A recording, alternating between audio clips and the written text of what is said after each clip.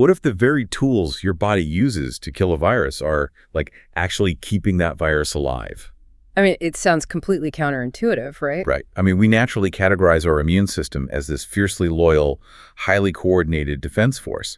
A virus tries to breach the walls, and your body immediately deploys its elite guards to neutralize the threat. Exactly. You think of it as a purely defensive wall. But today, we are looking at a massive new data set that proves some of your most elite immune genes are actually operating as double agents. Welcome to today's deep dive. I am really excited for this one. Me too. We are unpacking a super dense, totally paradigm-shifting 2026 paper. It was published in Nature Communications, and it's titled the ISG Atlas. Our mission today is to explore this groundbreaking experiment that mapped out exactly how hundreds of our immune genes interact with 8 different viruses. And, the implications of this atlas are just staggering. To really grasp the stakes here, we have to look at the constant microscopic tug-of-war happening inside you right now. Right, because it's happening every second. Right. Exactly. When a virus infects your body, your cells produce proteins called interferons. Okay, I remember reading about interferons in the paper. The authors describe them essentially as the main alarm bells ringing across the battlefield, right? Yes, that is a perfect analogy. And those alarm bells are critical because they turn on what we call interferon-stimulated genes, or ISGs. ISGs, got it. Right. These are the downstream effectors. Just to give you an idea of the scale, up to 10% of all human genes can be regulated by these interferons. Wait, 10%? That is huge. It is massive. So if the interferons are the alarm, the ISGs are the millions of foot soldiers, and each one is handed a specific molecular weapon to fight the virus. But the crazy part to me is that until this paper, we didn't actually have a clear roster of this army. We really didn't. I mean, we knew the soldiers were fighting, but we didn't know exactly what each individual soldier was doing or who they were fighting or, this is the wild part, whose side they were really on. Which brings us directly to the unique methodology the researchers used to finally build that roster. Okay, let's unpack this. How did they actually do it? Well, in the past, scientists usually ran what we call gain-of-function screens. That basically means they forced a cell to overexpress or, add a specific ISG to see if it stopped a virus. They just gave the cell extra weapon. Exactly. But this study did the exact opposite. They ran a massive loss-of-function screen. Using CRISPR, right, the gene editing tool. Spot on. They used CRISPR-Cas9 to systematically delete 285 different ISGs in human lung cells. They basically wanted to see what breaks down when a specific soldier goes missing. This is where I have to admit I got a little lost in the methodology. The paper kept mentioning paracrine signaling as the main reason they had to isolate these cells into separate little wells. Yeah, that part gets a bit dense. Right. So why go through the agonizing trouble of deleting these genes one by one? Couldn't you just do a pooled screen? Like, delete all of them at once in a massive batch of cells and see which ones survive the virus? It's a really great question, and what's fascinating here is that it highlights a fatal flaw in pooled screens when you are studying the immune system. Oh, really? How so? Well, paracrine signaling is simply the way cells communicate with their immediate neighbors. Para, meaning nearby. Imagine you delete a crucial alarm bell receptor in just one cell. Okay, so that cell is basically deaf now. Right. In a pooled screen, that mutant cell is floating in a batch of millions of normal cells. Oh, I see. When the virus attacks, those normal neighbor cells are still going to pump out antiviral chemical signals. Exactly. The neighboring cells effectively cover for the deaf mutant cell. Their cytokines just wash right over the deleted cell, triggering alternative defense pathways. Wow. So they completely masked the fact that you removed a crucial gene. They do. You completely lose the true effect of that deleted gene. So it's like trying to figure out if someone's smoke detector is broken while their neighbor is screaming fire at the top of their lungs. Yeah. And like spraying a fire extinguisher through the open window. That is an absolutely perfect way to visualize it. You would never know the first detector was broken. Right, because the fire is getting put out anyway. Exactly. So by doing an arrayed screen, meaning they isolated one specific gene deletion per, the researchers removed those loud neighbors. Giving them a pure, isolated look. Yes, a pure, unclouded genotype to phenotype relationship. They could finally see exactly what that one gene deletion did to the infection. And the sheer density of the data they collected from these isolated wells is staggering. To track this microscopic war, they used live cell fluorescence imaging, right? They did. It's an incredible technique. They essentially engineered the cell's nuclei to glow red, And then they infected them with 8 different viruses that were engineered to glow green. And we are talking about some serious pathogens here. Right, like herpes, measles, yellow fever, SARS-CoV-2 Rifali fever. Right. And by taking constant automated images of these wells over a 48 to 72-hour period, they could literally watch the red cells turn green as the infection spread. It's like watching a real-time battle map. It really is. And this allowed them to calculate 2 critical mathematical metrics. The first is the K value. The K value, let's break that down. So the K value is the maximum infection strength. You can think of K for capacity. It's the peak severity of the virus. Like tracking exactly how high a mountain gets. Yes, exactly. And the second metric is the tau value. Tau, spelled T-A-U for anyone taking notes. Right. The tau value measures the time it takes to reach half of that maximum infection signal. So this represents the speed of the infection.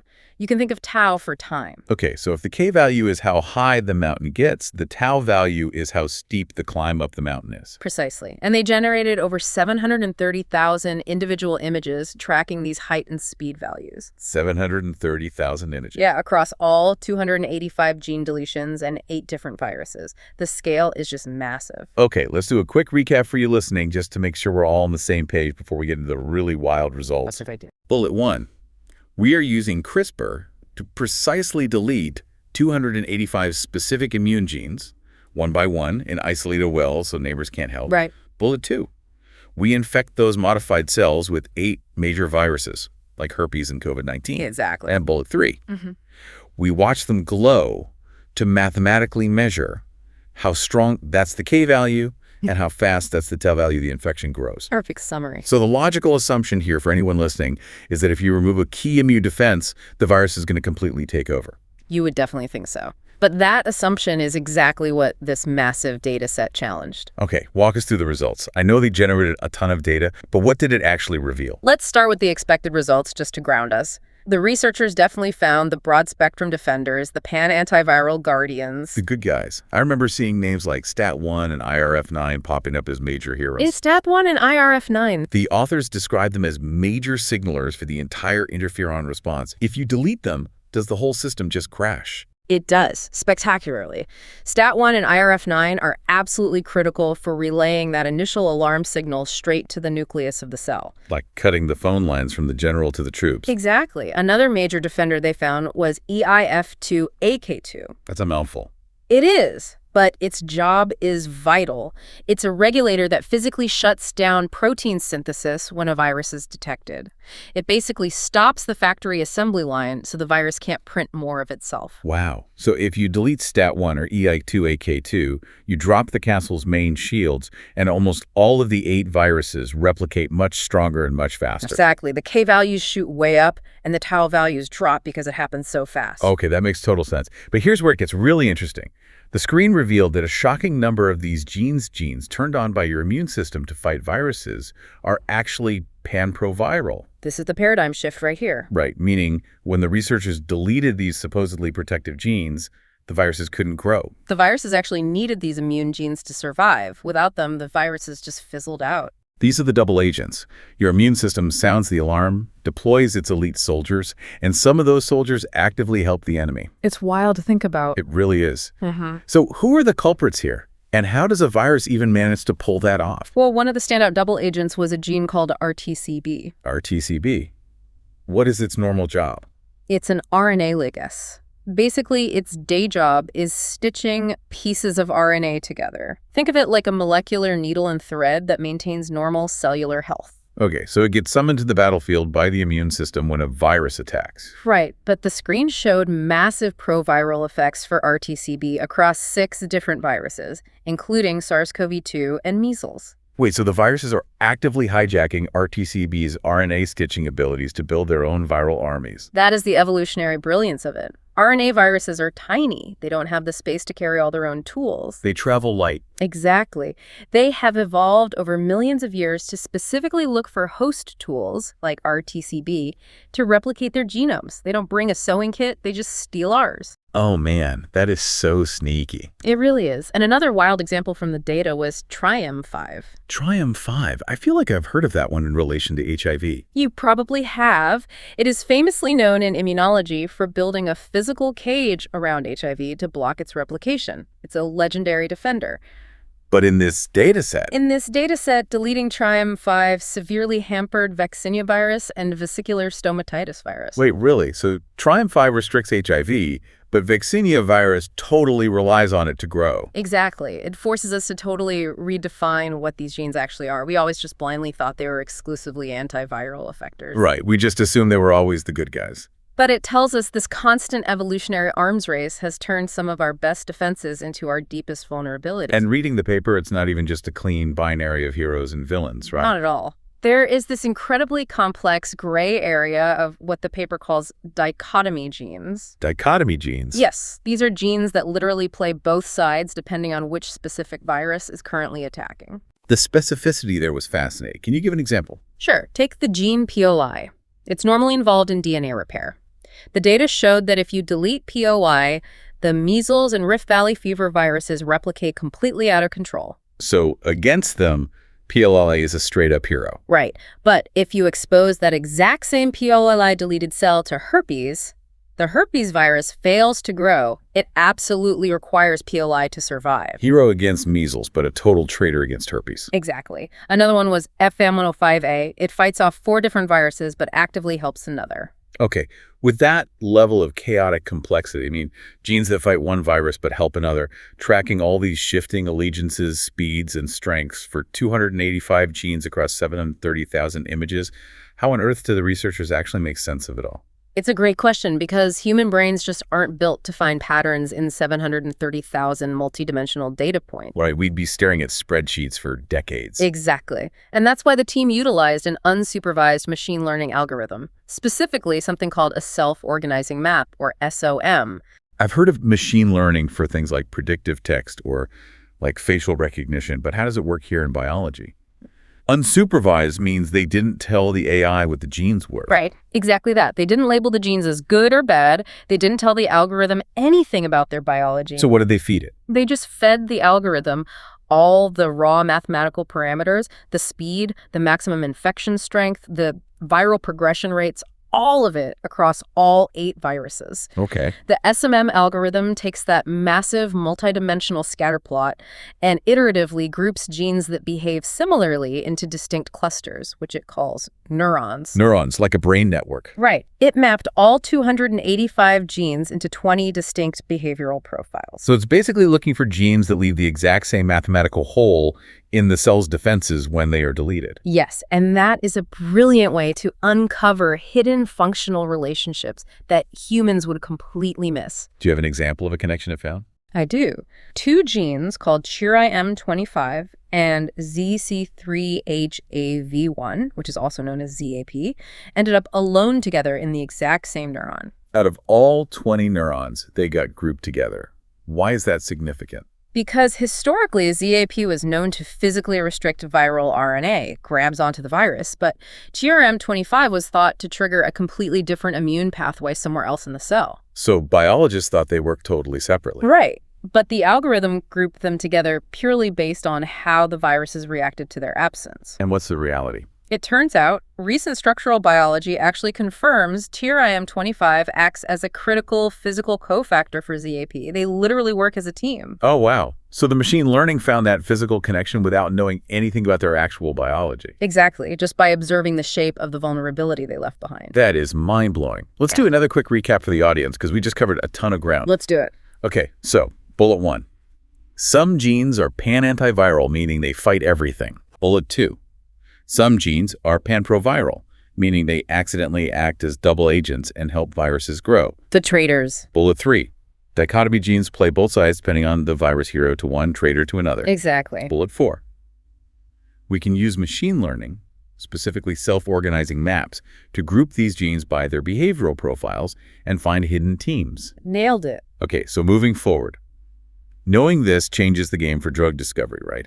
If we can use algorithms to map exactly which genes work as a team and which ones act as double agents, we're looking at a hyper-personalized roadmap for medicine. A literal blueprint. Which brings us to the elephant in the room.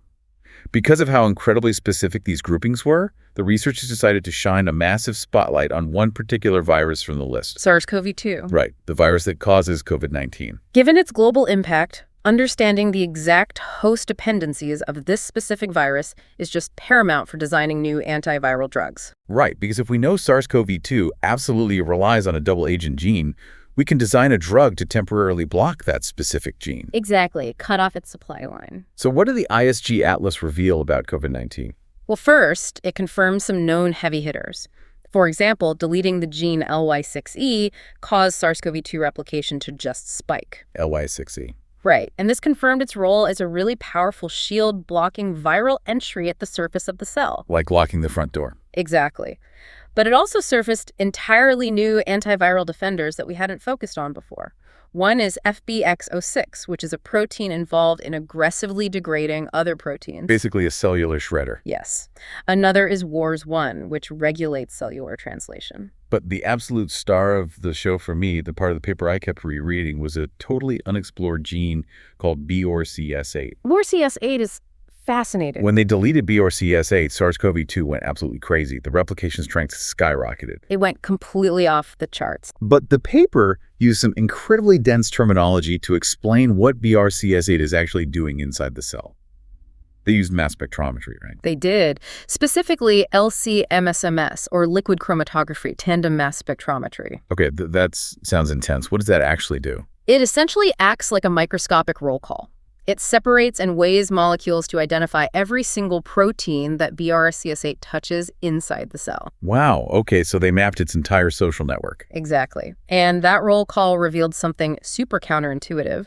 BRCS8 doesn't attack the virus directly at all. Wait, really? Then how does it stop the virus? It is actually a manager of cellular trafficking. Specifically, the data showed it mediates the acidification of early endosomes. Okay, let's break that down for the listener, because acidification of early endosomes is a lot. It is a lot. Let's use an analogy. Okay, so when SARS-CoV-2 binds to the outside of your cell, the cell swallows it up in a little transport bubble. That transport bubble is the endosome and brings it inside. So if the cell is a fortress, the endosome is basically the loading dock where outside deliveries are received. That's a great way to put it. And the virus's entire plan is to break out of that bubble and take over the fortress. Right. It relies on a very specific sequence of chemical events to trigger its escape from the endosome into the wider cell. But BRCS8 is the manager of that loading dock, and its job is basically to drop that viral package into an acid bath. Yes. When the virus comes in, BRCS8 rapidly floods the endosome with acid, which degrades the virus before it ever has a chance to break out. That is the perfect visualization. It's basically a cellular trapdoor into a vat of acid. That's so metal. It really is. But when the researchers deleted BRCS8 in the experiment, the acid bath fails. The endosome just doesn't acidify fast enough. So the trapdoor gets jammed. Exactly. The virus simply rides the transport bubble safely into the cell, breaks out, and begins replicating like crazy. Which perfectly explains why losing BRCS8 resulted in such a massive spike in COVID-19 infection. It's an incredible mechanism. Okay, quick recap number 3 for the audience. Go for it. Bullet 1. We found new, highly specific defenses against COVID-19, like FBXO6 and WARS1. Check. Bullet 2. LY6E stops the virus at the front door. Right. And bullet 3. BRCS8 acts as the cell's acid bath trapdoor for invading viruses at the loading dock. Awesome summary. So to tie these threads together, we've got LY6E acting as a shield at the front door, FBXO6 shredding proteins, and BRCS8 operating this acid bath trapdoor. But the immune system doesn't just deploy LY6E today and BRCS8 tomorrow. No, it certainly doesn't. It uses them all at once. And that observation leads directly to the final and honestly perhaps most clinically vital part of the paper. We're talking about synergistic warfare. Right, because genes don't operate in a vacuum. Exactly. The researchers wanted to understand what happens when you combine the loss of these defenses. The 1 + 1 = 3 rule. Yes. They took the 19 genes with the most prominent effects on SARS-CoV-2 and they systematically co-depleted them in pairs. So they knocked out 2 guards at the same time. Right. And they calculated an interaction score. For most pairs, the effect was just basic math. Like if deleting gene A doubles the virus and deleting gene B doubles it, you'd expect deleting both to quadruple it. Right. Simple additive effect. But some combinations created massive compounding vulnerabilities that went way beyond simple math, right? They did. This touches on a concept in genetics called epistasis, where the combined effect of gene mutations is significantly greater than the sum of their individual effects. Wow. What was the biggest synergy they found? The most prominent synergy they found was between LY6E, our entry-blocking shield at the door, and STAT2, or IRF9. Oh, right. The massive system-wide interferon signalers we talked about earlier. Exactly. It's like a boxing match. Right. LY6E is your guard blocking the opponent's jab. That's the virus trying to enter. STAT2 is your cardiovascular stamina, your ability to coordinate your whole body. That's a really good analogy. If you drop your guard, you take a hit, but you can keep fighting. If you lose your stamina, you get tired, but you can still block locally. But if you drop your guard and lose your stamina at the exact same time, you experience a catastrophic collapse in defense. You get completely knocked out. The virus replicates exponentially worse than just the sum of the two individual weaknesses. the synergy just crushes the cell. It does.